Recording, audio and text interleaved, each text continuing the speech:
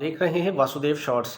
जी, इमरान खान साहब की बहन अलीमा खान साहिबा आज अडियाला जेल के बाहर मीडिया के नुमाइंदों से बात कर रही थी, जहां पर आज इमरान खान को सज़ा होनी थी, मुमकिना फ़ैसला सुनाना था जज साहब ने, लेकिन वो तीसरी मरतबा हुआ कि फ़ैसला नहीं सुनाया और एक अजीब सी मंतक वो बताकर चले गए।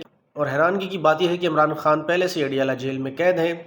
इमरान खान इससे कबल भी जब वो अपने ज़मान पार्क वाले घर में थे तो फ़ैसला सुना दिया गया था जज साहब ने उनकी गैर मौजूदगी में, और उनको फिर गिरफ़्तार भी कर लिया था। इस पर अलीमा खान साहिबा ने कहा कि इमरान खान आज गुस्से में होंगे जब उनको पता चला होगा कि ये फ़ैसला नहीं आ रहा, क्योंकि इमरान खान चाहते हैं कि जज साहब जल्दी से फ़ैसला सुनाएं ताकि हम इसको इस्लामाबाद हाई कोर्ट में चैलेंज करें।